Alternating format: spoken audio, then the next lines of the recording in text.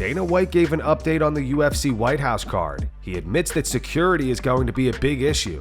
Dana said, "So we went to the White House last week, me and my team, and we had the first meeting with Trump. We laid out all the renderings, and we started to get him to sign off on what he likes and doesn't like, and he loved it. So yeah, now we're diving in head first. Now all the work starts. Last time I was at the White House, I went up on the roof of the White House, and they got snipers with 50 cals all over the roof of the White House. It's pretty crazy. But yes, the security is going to be a massive issue, because at the end of the day, Secret Service's job is to protect the president. And I don't know how it's going to work as far as having people there on the lawn of the White House. It'll be under 5,000 people though." Dominick Cruz tells Demetrious Johnson that Dana White gave him a $125,000 GTR to fight him on short notice. Dom fought DJ back in 2011 and won via unanimous decision. I'd say from 2010 to 2014, I lived in a one-bedroom studio, and I remember I fought you, and Dana gave me a GTR for that fight. What the f? I never got nothing. I got lucky. I had to fight you on 1 month's notice after fighting Uriah Faber back-to-back, and they're like, all right, we'll give you a GTR if you do this. And the car itself was more money than I had anywhere near my account my entire life. The car was worth about 6 figures. About 125 grand. I'm like, do I sell it? Do I? Like, there's a lot of money, right? Like, is it stupid to keep this? I'm pulling it up to this one-bedroom studio. I'm in a back house behind somebody's house. Like, I'm using their laundry machine. I share laundry with this family in front of me. Pulling up in a GTR. They see me pull up. They're like, they were gonna up your rent. They driving did. At 6. They upped it. They upped it $100. But I was $700 a month. Yeah. What a gift. I couldn't leave. You suplexed me 4 times. I'm gonna let you know now. I have forgiven you for that. I see the highlight all the time. Ben Askren has shown remarkable progress following his double lung transplant. Just last week, he revealed that he is now able to jog on his own. Yesterday, he announced that he has returned to coaching wrestling out of his garage. When I woke up, I think almost immediately I thought about coaching because that's what I love to do. And almost immediately, I kind of set Labor Day as my point to start back with some small groups in my garage because I knew there's no way the doctors were gonna want me or let me go back to, full-time coaching in large classes. I don't remember how soon after I woke up, but we had the big national tournament in Fargo coming up. And I remember thinking, which is hilarious because it's totally delusional, but I remember thinking like, man, I probably shouldn't go because that would be irresponsible of me when, in reality, I had no chance in hell of going. But that was kind of where my mind went right away. And in my hospital room, I spent a lot of time watching all the guys and I was texting with them and, that type of thing.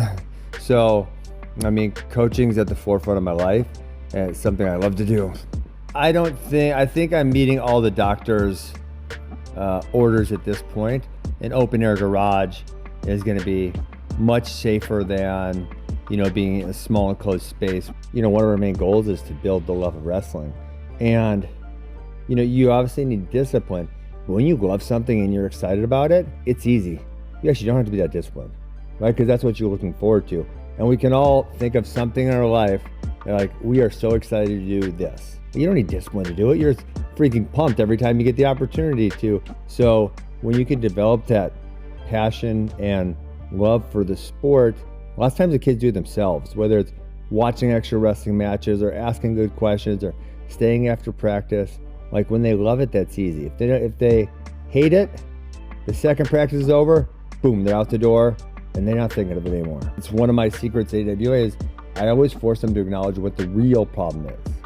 A lot of people don't want to do that because it hurts, right? And then once you decide what the problem is and you want to solve it, then it's how do you solve it? And I think the biggest mistake, because I see kids do this in wrestling, I see people do this in life, the biggest mistake people make is they set like 27 goals. And then when they can't do them, they feel like a big failure. So it's like, just do one. Do one simple goal. Honestly, that's what I'm doing with my rehab, right? Is like, okay, I'm gonna do a 10-minute walk, or I'm gonna do a 12-minute walk. Like simple things, right? My first goal is to walk again. And then once you're good at that, and when you're accomplishing your goals, you feel good about it. Carlos Prates says he wants to retire by 35 years old. He plans to win the welterweight title, rematch Ian Gary, and then hang up the gloves. Yeah, we're always cool. Even after fight, like we're not enemy. I tell him many times I have to compete with him again, you know. Was really nice there on France because I say I'm gonna fight for the belt first of him. I'm gonna win the belt, and then I'm gonna challenge him to do a rematch, and then I'm gonna stop to fight MMA. I just wanna get the belt, and then of course make a rematch against Ian. You know, he's a nice guy. His wife, his son, they are really nice people. But I feel like I have to compete him again. You know, I was 6 years without lose, and then he come and give me a lose again. It's not nice, you know. I feel like I could beat this guy. I could win that fight. So I'm gonna fix some mistakes. So that's the plan, get the belt. I tell him last time in Paris, say, bro, I'm gonna win the belt, and then I'm gonna challenge you for do a rematch, and then that's it, I'm over. But if I become champ early, I'm gonna stop early.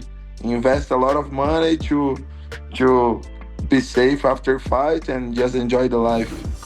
Diego Lopes previews his fight against Jean Silva at Noche UFC this weekend. Lopes is confident that this fight will not go the distance.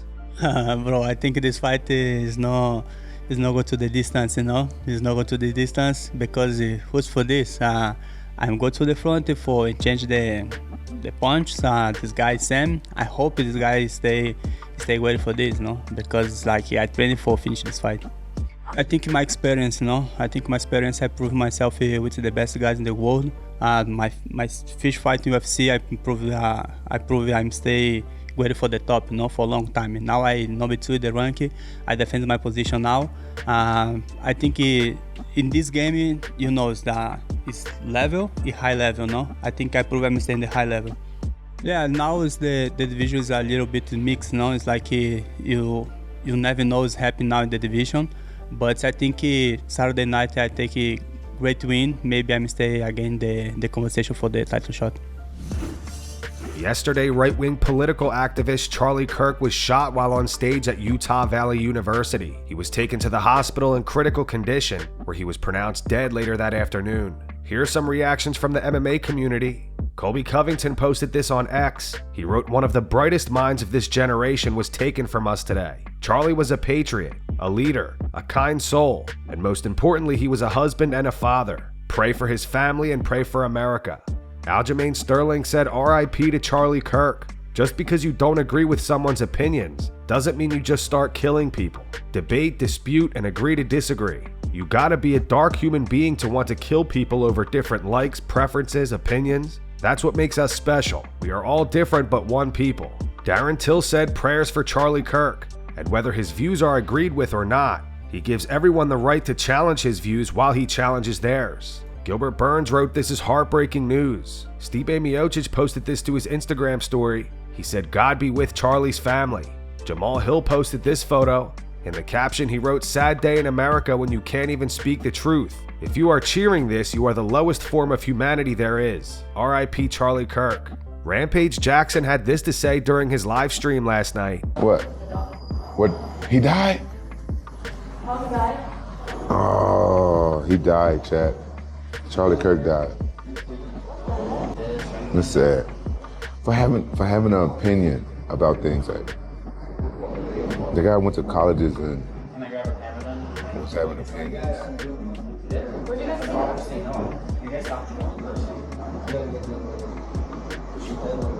Sick world we live in. They gotta kill him. That's the true animal. Bryce Mitchell posted this video. "I'm so upset about Charlie Kirk's passing. I can't really go to sleep right now. I keep thinking of his wife and kids. That's what gets me, because I know he wasn't in any pain.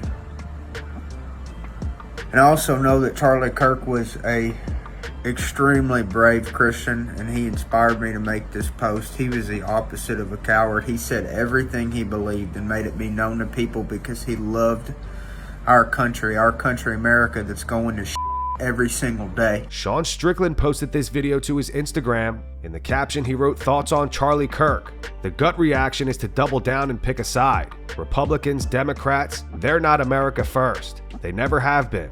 They stay in power by making us hate each other. They love this and encourage it. America first always. All right, guys, I'm gonna ramble on for a sec. Bear with me. But I'm on Twitter, and somebody says, "Hey, did you hear that Charlie Kirk got shot?" And my gut reaction was like, "No, I didn't," but I'm excited. Like, I felt this little dopamine spike in me where I'm like, dude, I want to see the video. And then I seen the video real bad, but I still kind of excited from it. Like, oh, shit, you know, like I could feel like my muscles tensing. And then I start thinking, man, well, what's going to come from this? Was a shooter black? Was it a liberal? Am I going to get more fun? Am I going to get more violence? Let's burn this mother down. I need some excitement. And then you start thinking, man, like, how the I become such a sociopath? Like, how am I so disattached from human beings? When people walk down the street, I don't even see people. I just see potential threats and problems. And then I think about, like, this is the last news cycle. We watched a girl get stabbed, murdered on a subway. We're watching little kids get pulled out of buildings because maybe somebody launched a rocket off of it. I don't know why.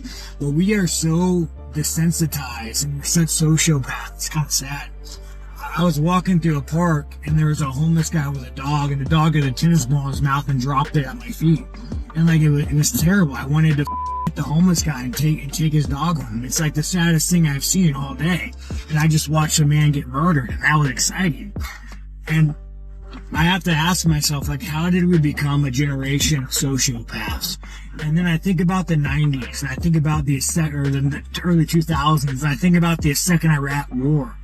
And I think about how the government, you know, linked up with video games to make Call of Duty, and we would stay up until all hours of the night with our friends shooting each other. Guns are cool, war is cool, death is cool. And like, slowly they just manipulated us to be sociopathic consumers, and the only thing we want is stuff and things. And it's so sad that we let these people ruin America, and it's like taking the soul from us. They took God from us. They've taken everything from us, and we're just mindless sociopathic consumers. I don't know how to fix it, but I don't know, man. It's just sad. It's frustrating. So guys, it's probably close to about midnight where I'm at, and I just can't sleep, man. You know, it was a hard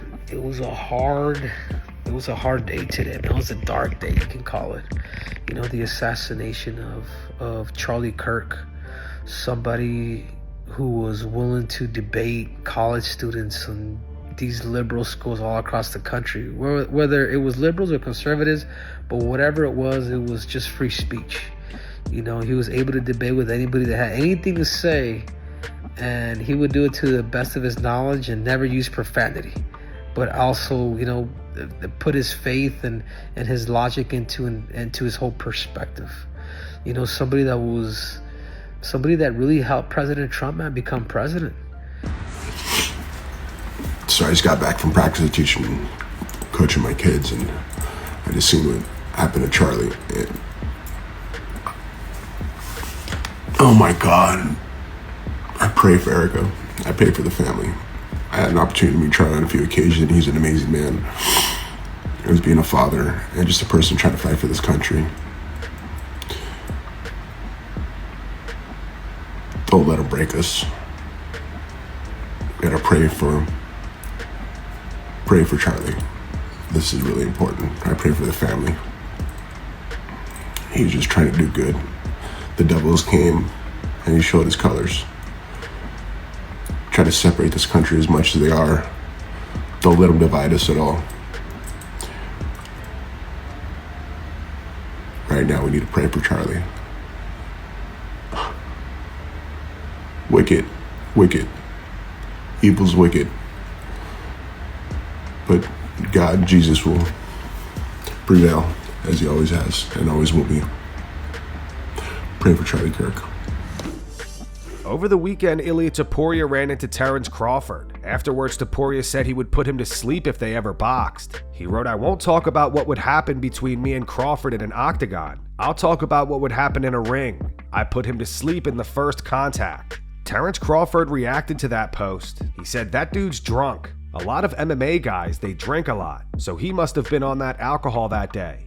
Topuria responded to Crawford at a press conference today. He said, "I have no opinion on what Crawford said. Whenever he wants to measure himself, whenever he wants to test his technique and skills, I'm here to show him.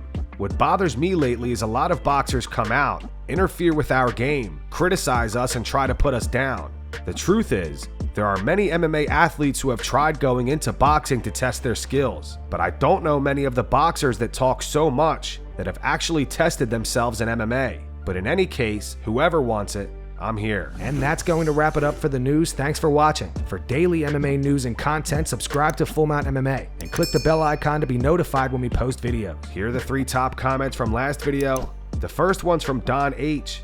It says, good on Pitbull for standing on business. He doesn't owe that guy anything. If he can't make weight, that's his problem, not Pitbull's. The second one's from Don Feng. It says, Rampage offering to pay for Psycho Stu's teeth, knowing that there's a GoFundMe with $200,000 raised, is like tipping your landlord. And the final one's from John O. Harper. It says, Kata trying to turn Pitbull into the bad guy. Don't do this. You did it to yourself, dude. Stop playing the victim card. Those were the 3 top comments from last video. If you want to be featured in the next one, all you have to do is comment down below. And if you missed yesterday's news, click the video on screen right now to get caught up.